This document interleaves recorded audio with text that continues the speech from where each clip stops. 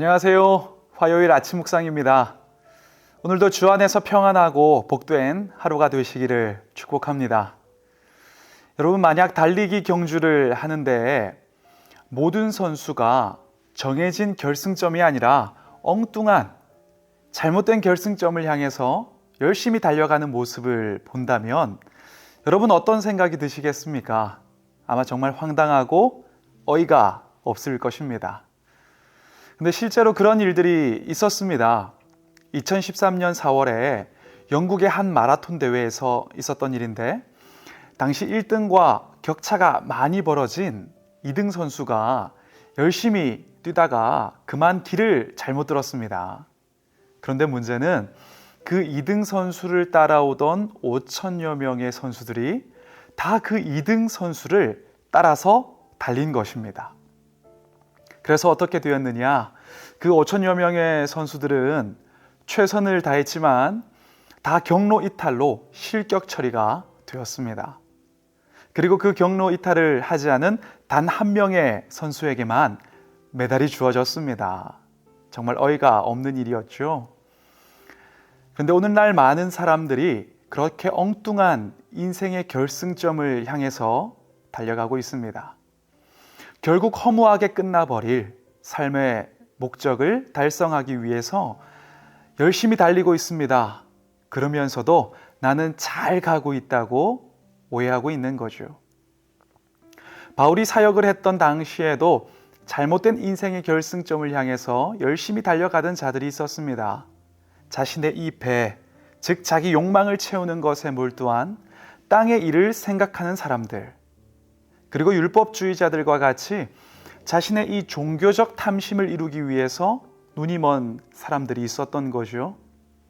그들에 대해서 바울은 오늘 본문에서 이렇게 말하고 있습니다. 여러 사람들이 그리스도의 십자가의 원수로 행하느니라. 그들의 마침은 멸망이요 그들의 신은 배요 그 영광은 그들의 부끄러움에 있고 땅의 일을 생각하는 자라. 바울은 이런 자들의 결론을 분명하게 이야기하고 있습니다. 그들의 마침은 멸망이다. 저는 이 말씀을 묵상하면서 스프링벅에 대한 이야기가 생각이 났습니다. 아프리카의 사냥인 이 스프링벅은 앞에 있는 선두가 뛰기 시작하면 풀을 뺏길까 봐 따라서 경쟁적으로 뛴다고 합니다. 방향도 모르고 뜁니다. 그리고 무작정 필사적으로 뜁니다. 그러다가 결국 절벽을 만나면 그 절벽 밑으로 떨어져서 죽게 되는 거죠. 근데 사실 우리도 이 땅의 일을 생각하면서 멸망의 끝을 향해 뛰어갈 수밖에 없었던 존재였습니다. 하지만 우리는 전적인 은혜로 구원받아서 어디가 어떤 바른 방향인지를 볼 수 있는 영적인 눈을 뜨게 된 것이죠. 그뿐만이 아니죠. 주님은 지금도 우리와 계속 함께 하시면서 우리의 올바른 표대, 방향이 어디인지, 어디를 향해서 우리가 달려가야 하는지 그것을 말씀을 통해 우리에게 알려주십니다. 바로 그 길이 우리가 나아가야 될 바른 길인 거죠. 세상 사람들은 지금도 속도를 중요하게 생각합니다. 그래서 질문하죠. 빠른 방향인가? 얼마나 빨리 일생에서 원했던 것을 이루고 쟁취하여 누리느냐, 이것이 그들 인생의 목적이고 성공의 기준입니다. 그러나 우리는 질문이 달라야 됩니다. 바른 방향인가? 지금 내가 땀과 눈물을 흘리면서 힘쓰는 이 인생의 목적이 하나님께서 기대하시고 기뻐하시는 방향이 맞는가? 그 방향을 향해 있는가? 빠름보다 발음이 중요하고 성공보다 승리가 중요하다는 것을 우리가 기억하면 좋겠습니다. 일생이 전부라고 생각하는 사람들은 끝까지 땅의 일을 생각하면서 지금 먹고 마시고 즐기고 만족하는 걸 최고로 생각할 수 있을 것입니다. 일생이 끝이니까요. 그러나 우리는 그럴 수 없습니다. 왜냐하면 20절에서 바울이 고백한 것처럼 우리의 시민권은 이 땅에 있지 않고 하늘에 있기 때문입니다.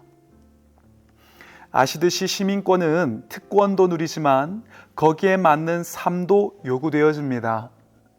그런데 저와 여러분은 영원을 살아가며 하나님 자녀의 기쁨을 누릴 천국 시민의 특권을 보장받았습니다. 그렇다면 그런 우리에게 걸맞는 삶은 어떤 삶일까요?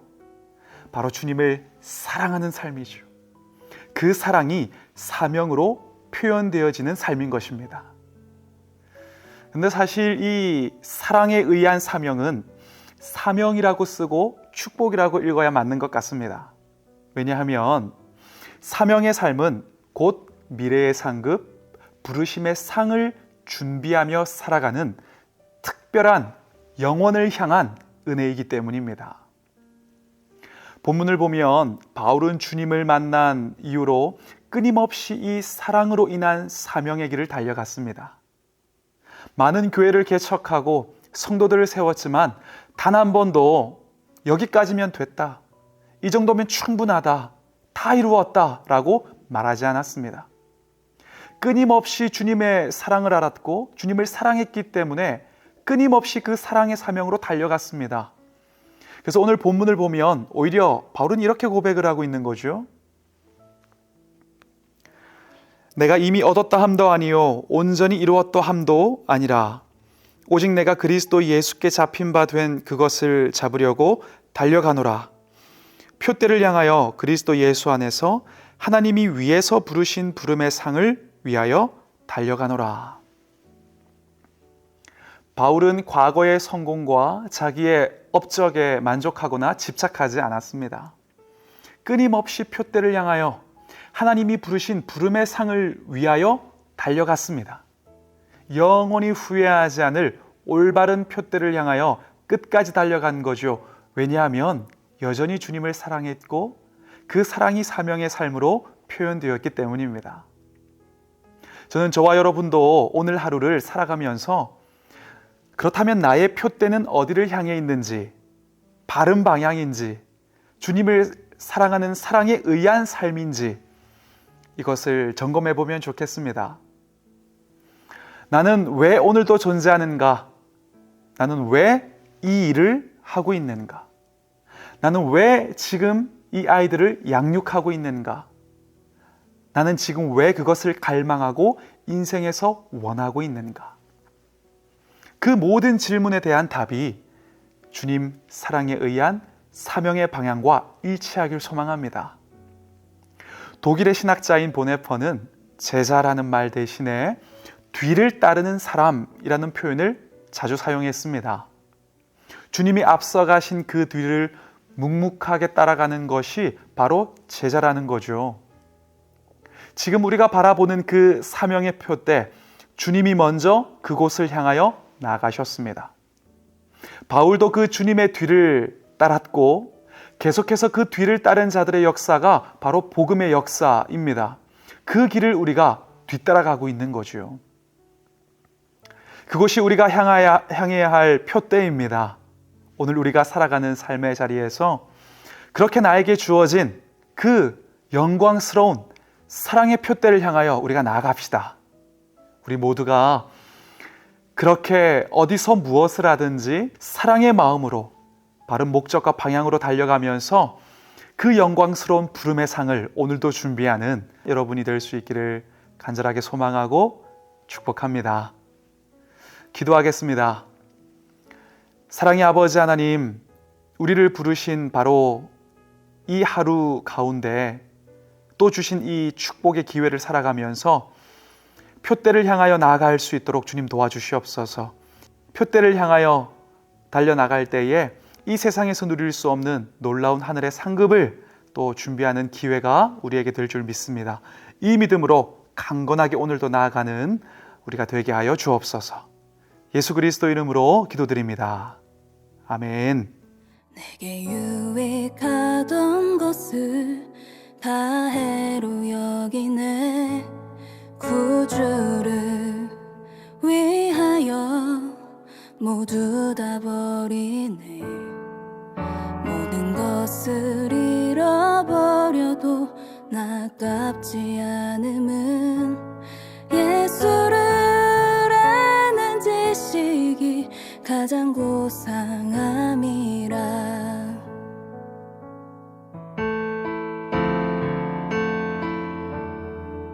육체를 신뢰하지 않고 겸손한 마음으로 부활의 능력과 고난에 참여하며 그의 죽으심을